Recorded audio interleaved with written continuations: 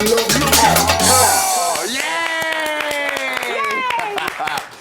we're just going to show you some pictures of people that we know you've met. Okay. And other queens. And you'll tell us something about them, something we may not know, fun story, something quick. So we'll see. As long as my non-disclosure agreement extends that far. Well, we'll see. All right, look at her. Your future mother-in-law. Cher, I love Cher. I saw Cher from across the room when she performed at Rasputin. Right, because you were there that night, I was hosting, and I was like on stage being like, lady, and she was kind of like over there. She wasn't next to me. And I was like, I've seen the video. Yeah, I'm like, ladies and gentlemen, Cher. And I was like, and then she started talking back to me. And I just remember standing there on stage being like, Cher's talking to me, but like, keep it on the inside.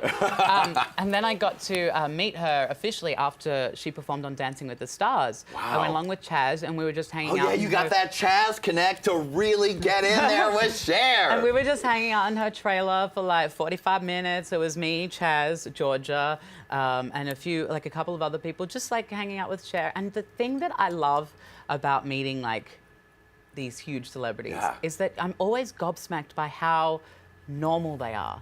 Like you kind of just expect like I don't know, something, and then you meet them, you're like, you're just a person, you're just like normie. The rest of us. And it's really lovely. And she is exactly what you'd expect. She's just so warm and hysterical and like shoots from the hip. She's brilliant. Some good Cher time. All right, look at her. What's your sissy bestie? Willem, I love Willem. My Burning Man buddy. Willem invented this game at Burning Man called Here, Courtney, Drink This. Oh.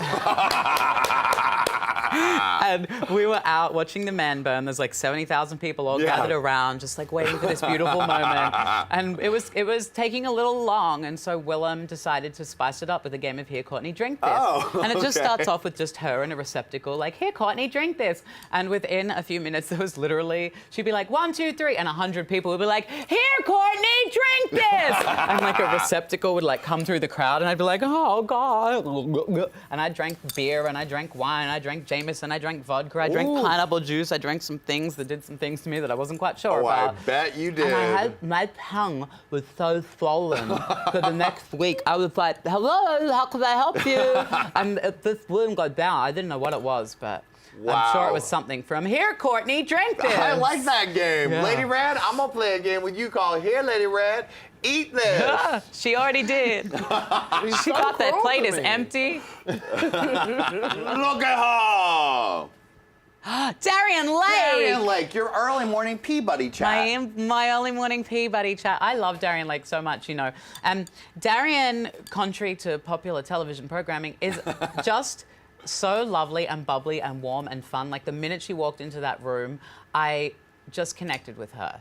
And she was one of my favorites from this. I've got a lot of favorites from the season. Right, I mean, you got along well with everybody. Yeah, but Darriene is just like, I don't know, the four of us have a special bond, and it's one of the fringe benefits of doing Drag Race. I didn't think I'd come out of it with 3 new best friends. I mean, most reality shows, after you win, you don't then see them all the time across the country and get bookings together. Yeah. So it's good that you're getting along. And it's good that Laganja wasn't in the top 3. Yes, thank you for the shade. I love you, Laganja. Look at her. Kylie Minogue. Minogue. Now, I don't remember meeting Kylie. You don't? Because it was Mardi Gras a few years ago, the Sydney Gay and Lesbian Mardi Gras. It's the biggest gay and lesbian street parade in the world. I was performing on the Kylie Minogue float, and Kylie was the guest of honor watching this performance in the street. And it was raining and it was cold, and I thought, well, how can I keep myself warm? And I thought, well, I'll go and buy a bottle of Cafe Patron.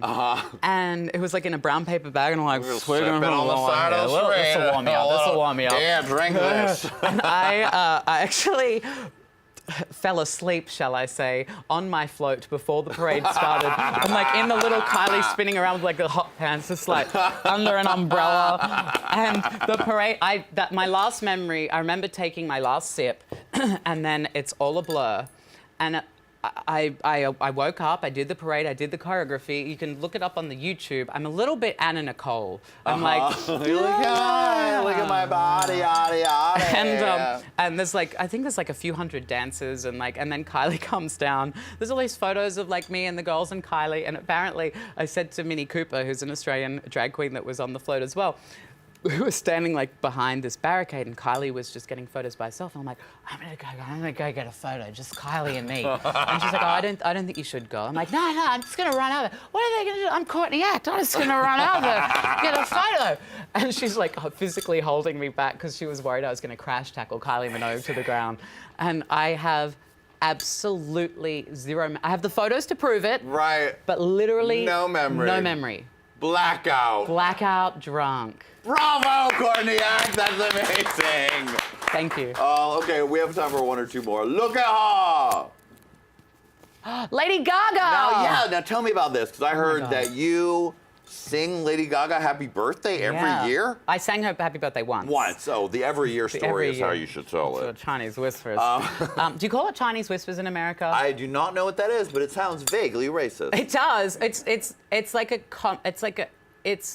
telephone. You call it telephone. Telephone. In Australia, we call it Chinese whispers. In somewhere else, and it's not like considered racist when you say it, but now that I'm saying it out loud, now that you're saying it in America, it's pretty racist. I can hear how it probably sounds racist. But somewhere else, that they call it like Indian whispers, and it's like now that I'm saying it, I realize it is highly racist, and I apologize to all of the people, the Asian people watching, or specifically the Chinese. Lady Gaga, her dancers came to our club in Sydney, Disgraceland, and saw me perform, and it was Gaga's birthday while she was on tour in Australia, and they got me to come and sing her happy birthday.